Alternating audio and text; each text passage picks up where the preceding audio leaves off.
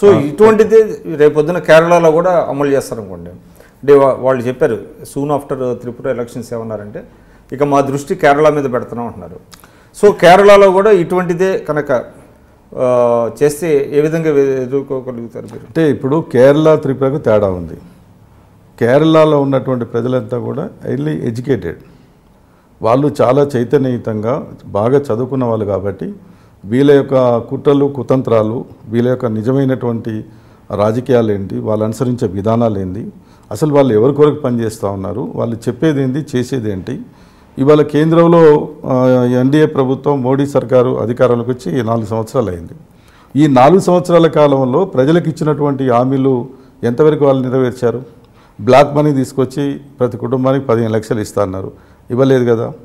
ప్రతి సంవత్సరం 2 కోట్ల మందికి నిరుద్యోగులకు ఉద్యోగ అవకాశాలు ఇస్తున్నారు, ఇవ్వలేదుగా. పైగా నిరుద్యోగం పెరిగే పద్ధతుల్లో ఉన్న పరిశ్రమలు మూతపడతా ఉన్నాయి. 40,000 మంది రైతులు ఇప్పటికీ ఆత్మహత్యలు చేసుకున్నారు. తర్వాత ఏంటంటే మహిళా బిల్లు తీసుకురాలేదు. ధరలు విపరీతంగా పెరిగిపోతూ ఉన్నాయి. డీజిల్, పెట్రోలు, గ్యాస్ ఇట్లా అనేక వస్తువుల ధరలు పెరిగిపోతూ ఉన్నాయి. అయినప్పటికీ కూడా ఒక రాష్ట్రం తర్వాత ఒక రాష్ట్రం, ఒక రాష్ట్రం తర్వాత ఒక రాష్ట్రం బీజేపీ గెలుచుకుంటూ వెళ్తున్నది. బీజేపీ గెలుచుకుంటూ వస్తుందంటే ప్రభుత్వం బాగా పనిచేస్తుంది, బీజేపీ పార్టీ అనుసరించే విధానాలు బాగున్నాయి, మోడీ గారు తీసుకొచ్చేటువంటి విధానాలు బాగున్నాయి అనేటువంటి ఆలోచనతో ఓట్లేయటం కాదు. టెంపరవరీగా ఏంటంటే ప్రజలు ఏంటంటే వాళ్ళు ఆ ఎన్నికల మేనేజ్మెంట్లో కొన్ని ప్యాకేజీలు పెట్టి కొన్ని మాయదారి పథకాలు కొన్ని టెంపరవరీ మ్యానిపులేట్ చేస్తున్నారంట. 100% అదే వాళ్ళ సొంత బలంతోటో లేకపోతే బీజేపీ పార్టీ కానీ తర్వాత మోడీ సర్కార్ కానీ ప్రజలకు ఏదో చేస్తూ ఉంది, వాళ్ళు వచ్చినాక బ్రహ్మాండంగా ఉంది, మనకు లబ్ధి పొందుతున్నాం అనేటువంటి ఆలోచనతో కాదు. కానీ అంటే జాతీయ స్థాయిలో ఒక చర్చ ఎలా ఉందంటే, అంటే మీరేమో ప్రజల్ని తప్పుపడుతున్నారు, అంటే ప్రజలు ప్రలోభపడుతున్నారు బీజేపీ చేసే టెంపరవరీగా తాత్కాలికమైనప్పటికీ కూడా.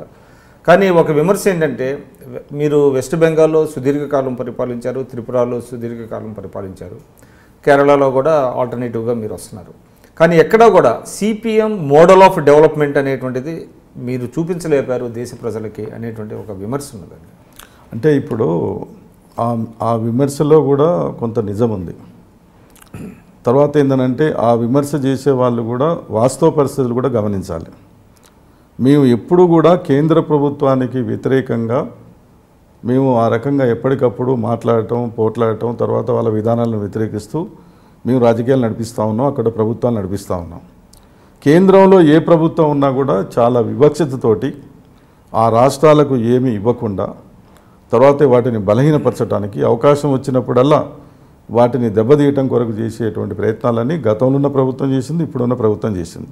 దానివల్ల ఏంటంటే ప్రజలు ఆశించినటువంటి ప్రకారంగా కొన్ని ప్రాజెక్టులు కానివ్వండి, తర్వాత ఏంటంటే కొంత అభివృద్ధి కానివ్వండి, ఐటీ రంగంలో కానివ్వండి, వాటిని సాధించడంలో కొంత వెనుకబడి ఉన్నాం. కేంద్ర సహకారం లేకపోవటం వల్లనే కేంద్ర ప్రభుత్వం ఎప్పటికప్పుడు అనేక ఆటంకాలు అడ్డుకోవటం వల్లనే మేము ఆ రంగాల్లో మేము అభివృద్ధి అనేది సాధించలేకపోయినాం. ప్రజలు ఏంటంటే కేంద్రం సహకరించడం లేదు, వీళ్ళు ఎంతసేపు ఏంటంటే వీళ్ళకున్న వనరులు వీళ్ళకున్న అవకాశాల మేరకు పోతూ ఉన్నారు. కాబట్టి ఒకసారి వాళ్ళకు అధికారం ఉపజెప్తే వాళ్ళు ఏం చేస్తారో చూద్దాం అనేటువంటి పద్ధతులు ఏంటంటే కొంత పర్సంటేజ్ ఓటర్స్ ప్రజలు అటు మొగ్గి ఏంటంటే ఆ రకంగా మేము అక్కడ దెబ్బతినడానికి ఆస్కారం అనేది ఏర్పడతా ఉన్నది తప్ప